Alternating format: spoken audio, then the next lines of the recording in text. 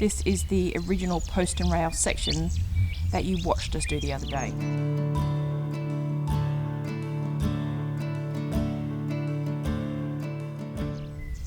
You can see at the bottom of the post and rail section we've added some treated pine sleepers because the level of the ground on the shed side is higher than down in the yard side. So we've done that all this side.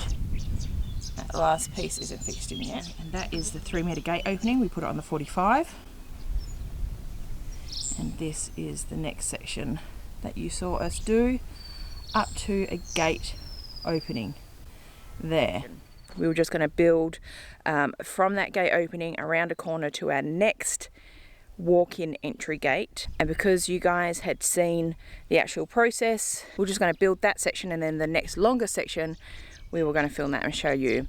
What ended up happening is that we were going so well and things were going so fast that we just continued on working and didn't videotape anything. So I'm just going to show you what we got up to. So this is where you saw us get up to. We've got 3 more bays up to a corner, which isn't quite a true 90. So that was a little bit of finagling to get that right. Another 2 bays to a gate entrance. We've got the rest of the fence of this post and rail fence that just went up super fast. We were in the zone, we did it, didn't pull out the camera, but you get to see the finished product. It looks fantastic. Just the look of a fence encasing this area really makes it look like something, you know. So this post and rail timber fence is only going around the front of our homestead, and it's really just for the visual aesthetic of it. It's a lovely finish compared to just the copper logs with star pickets and wire. This isn't quite finished. We still need to put the wire on, and I'm also going to stain the fence to make it a darker colour. I don't really mind the raw look of the treated timber pine. It is quite rustic and country looking. I just want to tone down the yellowness and the warmth of it, cool it down, darken it down, just to help the fence line recede a bit, so the gardens and the orchard and the landscape are a little bit more prominent. The colour I'm using on these posts is going to be a dark stain. It's the Timber Protect range from British Paints, and the colour is charcoal, so I'm really interested to see how it comes out. And instead of pulling out a paintbrush to paint the whole lot, I've got myself a cordless spray gun, and I'm going to try to use that for the first time. So I'll show you that. I'll show you that so you can laugh at me if I stuff it up. Protect British Paints vent stain. It's water based, charcoal colour.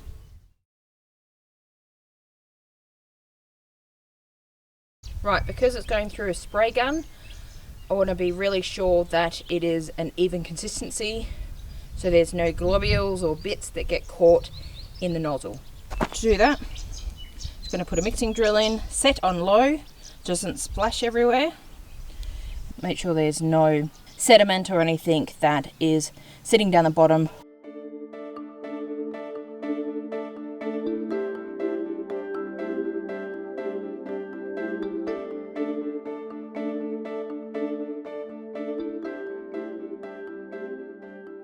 Next thing we need to do is to check the viscosity. When it's going through the spray gun, if it's above a certain viscosity, then you will have to thin it down. I'm hoping that because this is a stain, it's already thin enough. They've given me this dandy little viscosity tester. So what I'm going to do is I'm going to fill it up, and then you time how long it takes to empty. If it empties in about 30 seconds, I think that's good. Anything over 50 seconds, you will have to thin it out. So let's see. Alrighty, so I'll fill it up, and I will start my timer.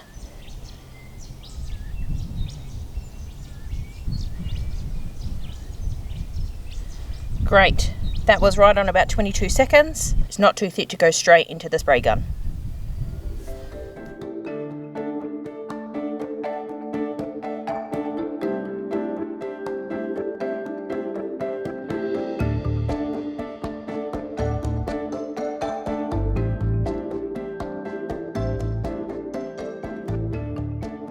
Alright, first job of the day is to put this corner post in.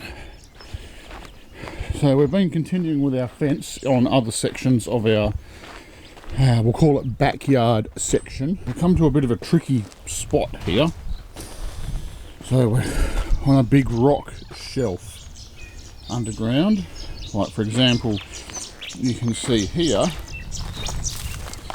I've had to drill 4 holes just to get one. So I'm just going to put a bit of water in that one and drill it out a bit more. And then we will set a line. We use high tensile fencing wire. And basically we go straight down to the end where I've got the next corner post. So I do the very corners first, and then I run the high tensile fencing wire, single strand wire, along the ground as a straight line. I pull it nice and tight with the strainers, and then I can put my other logs all in that line. So we'll get this one done, and we'll go from there. Alright, so I just tipped in a few buckets of water into the hole because it's very dry, so it's very dusty. Put a bit of water in, helps turn it to a bit of mud, and then the auger can pull it out of the hole, save me digging the rest of it by hand.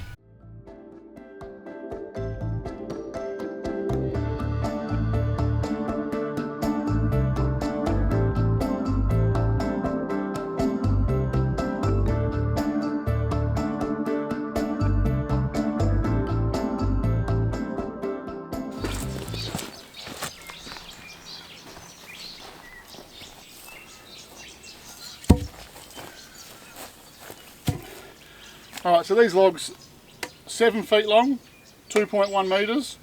They're about 150 mil or 6 inches round. They're pretty heavy. They're all the way up there. So, in we go. Now we'll go get some bags of rapid set, and we'll concrete this one in. I'll prop it up with 2 bits of timber so it's nice and level.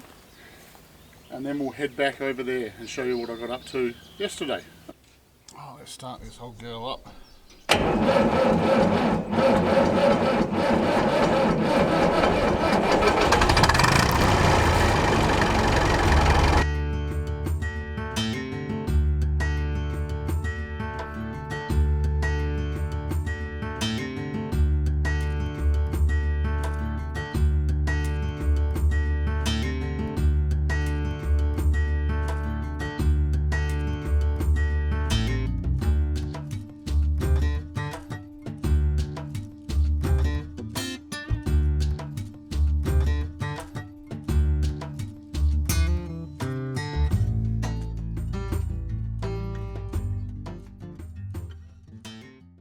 Man, I love this Massey.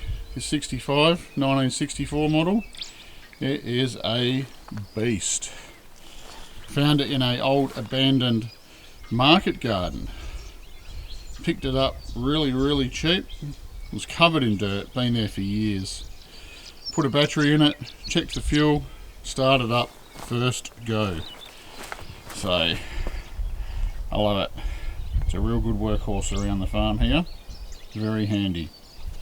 Alright, here we are down at the bottom corner of our backyard that we're fencing off.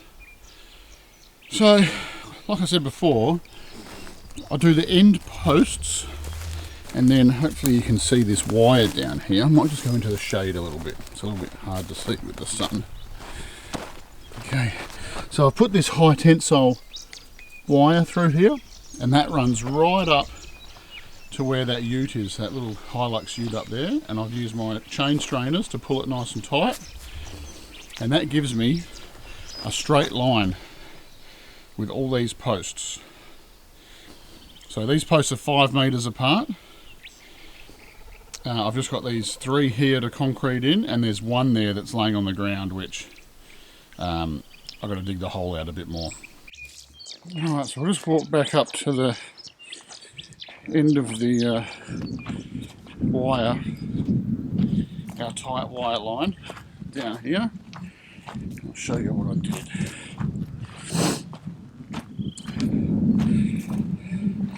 So we've got our big roll of wire on our device called a spinning jenny, and then we've got some chain fence strainers which pull a fence very, very tight, and I've just got it anchored to the car. Good old Rocky. So now I'm just going to undo this and roll up this bit of wire and run it out along the other section.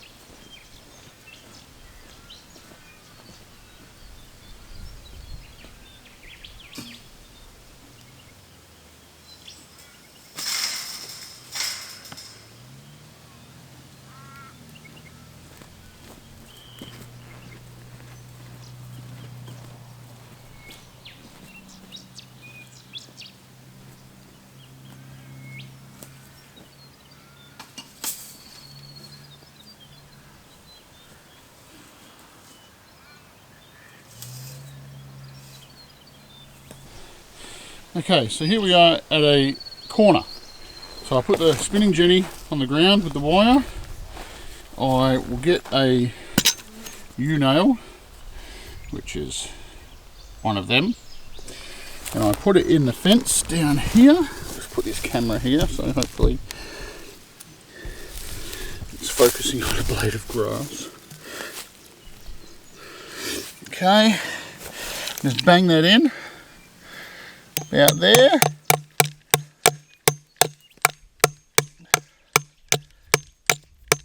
Like lightning, never hits the same spot twice. Now this is what I'll bring that strand of wire through, so it just stays in this little section here, and I run it out all the way down to the other end. So we'll do that now.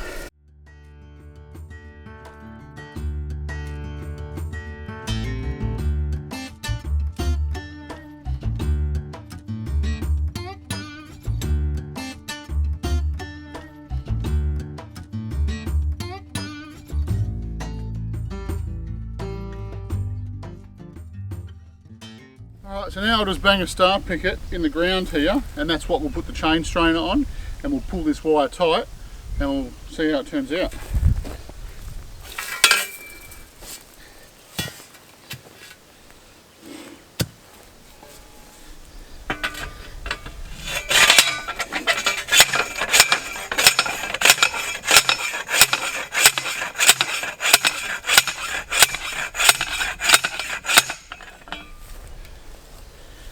Okay, just pull this around the back side here.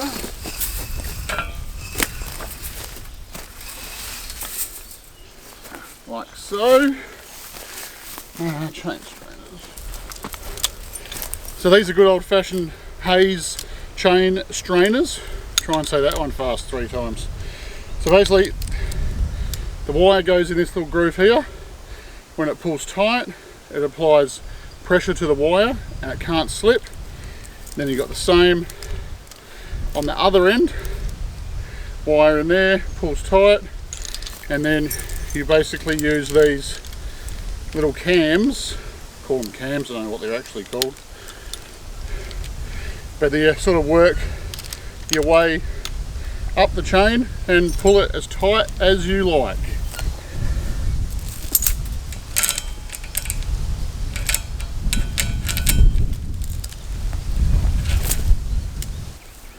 So I'll just apply some pressure. As you can see, it just walks up the chain. You can hear that wire getting tight already.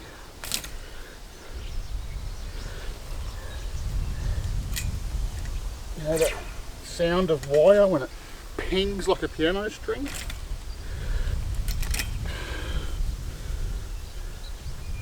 Alright, we'll just go have a look at that now. Okay, so down there's a bit of grass overgrown, so I'm just going to get the whippersnapper, line trimmer, whatever, give it a sting down there, and we'll get that bit of grass out of the way.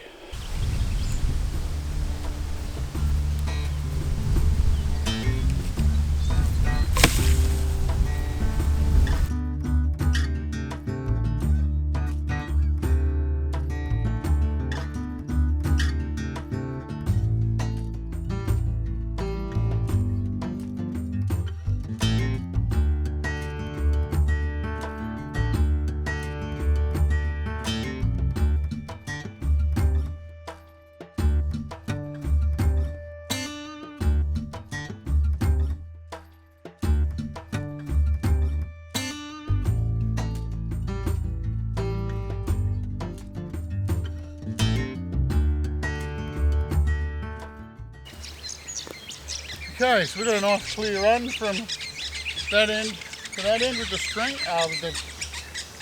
not string, wire. So I'll just go double check that that end is where it's meant to be. So that wire is pulled nice and tight all the way along the ground. Got all the interruptions out of the way, a few rocks, sticks, and chopped a bit of grass back. Out of my shadow here. So it goes tight around this pole here, and it's just on a star picket down the end to tie it off to.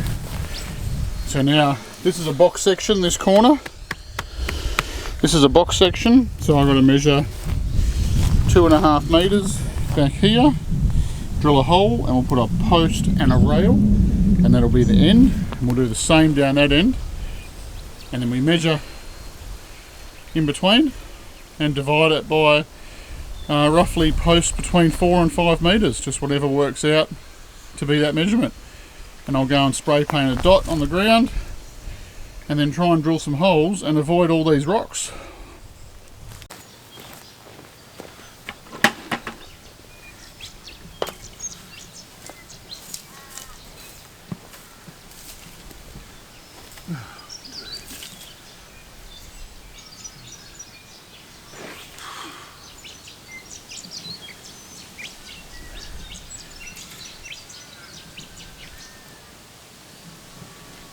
Gonna have some problems down this run, I reckon. Gonna be rocks everywhere.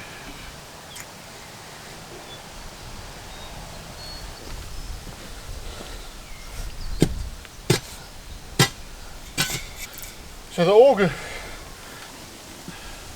auger's good, drills holes, but when we come to rocks, yeah, it's a little bit of a pain.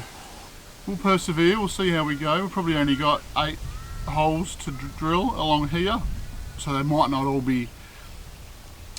all end up equal spacing just because of what's in the ground, but we'll try and get them as close as we can to each other.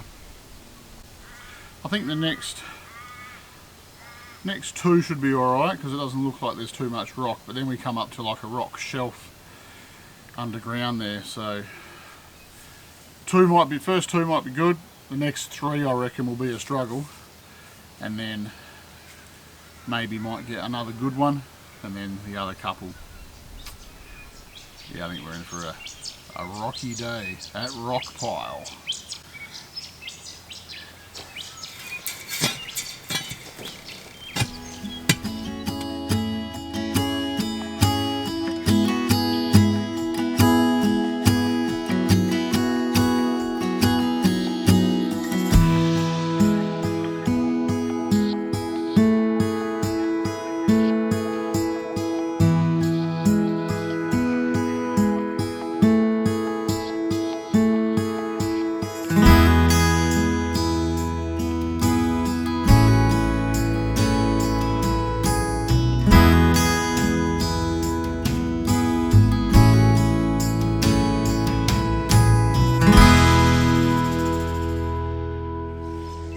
So I want this rail here, centre of that, because that's where our wire is going to go. The top of the wire will be centre of that log. So I've just measured from here down to that threaded rod, and then to this one, and I've got 2 marks on my post, one there and one there. I'll just put the level on, get it level, mark it, drill a 25mm hole through there, put the gate in, do it up, done.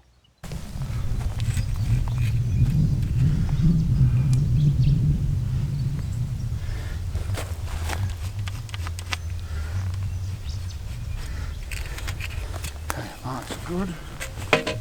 Right, so I got the drill bit, 25mm auger bit. Hopefully the drill's up for it.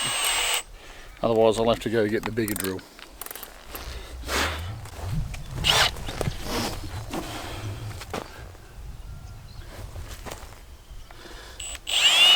Slow and steady, hold it tight.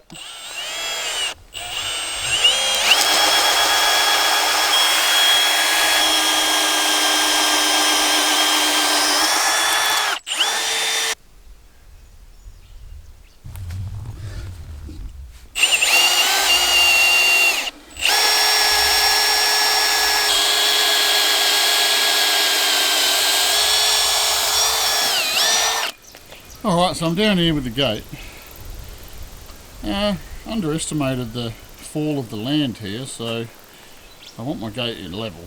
So I'm just going to bring some dirt down later in the little tip truck and fill this ground up a bit more to make it a bit more level, less of a gap under the gate.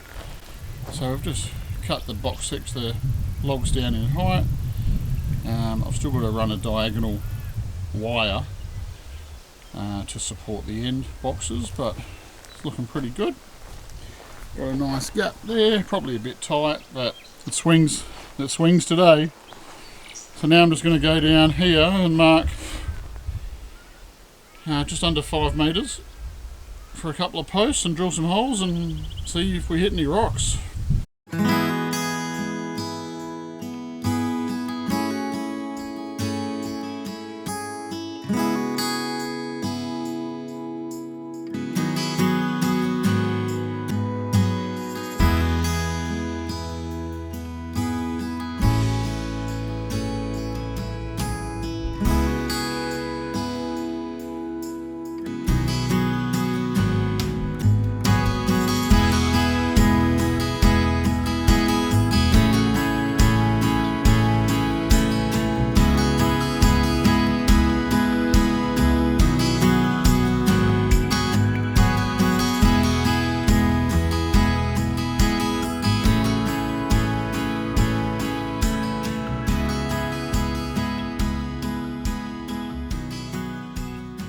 Right, so I'm pretty happy with that. That was 2 more. Didn't hit any rocks on them, so that's awesome. So I'll just dig them out a little bit more and set 2 more logs. Oh, you know, log by log, it'll happen. That second hole I dug down there was pretty close to an ant's nest, so they're not going to be happy. And I'm probably not going to be too happy digging that out and setting that post, but we'll see how we go. Not sure if you can see this, but this is like an ant's nest. We just call these bull ants. They're little black ants, probably only less than half an inch long, maybe 10-12 mil long. This nest is probably 2 metres round. It is, and if you aggravate the ground, they just start swarming. So you can see a little trail that they've made. How well you can see that. But there's a highlighted trail where they've worn out the grass. And my hole was in their path, so I've just been digging down, wrestling with the ants, but that hole's done. You can just, I don't know how well you can see that ground, but it's just crawling with ants everywhere. So, 2 in. Next one is going to be fun because that's probably right there where that great big rock is. So, we'll take the machine around the other side and we'll see how we go. Amanda's doing great. Up there with the fence. Here she comes. She's coming down to pinch the camera. We only have one camera, so... But, let's see, I've got Heidi, the excavator, because she's a Hyundai, so her nickname's Heidi. Got Rocky, the Hilux, because he's the mascot of the land. We got the wife, Amanda. We got Fergie, because that's a Massey Ferguson, so her nickname is Fergie. And haven't thought of a name for the trailer yet, but we'll get there. Alright, I'll hand you over to Amanda and see what she wants to get up to. I'm up here still painting my fence and it's coming along pretty well. I'll give you a look. This is the front part of the fence. And you can see the posts are much darker than the rails. So I need to go through and spray those rails. I do have to say that as I've been going along, I've been getting a lot more even with the use of the spray gun and it looks way better. The first part of the fence I did is quite blotchy and I've got runs and stuff and it's very uneven, so hopefully I can fix that up.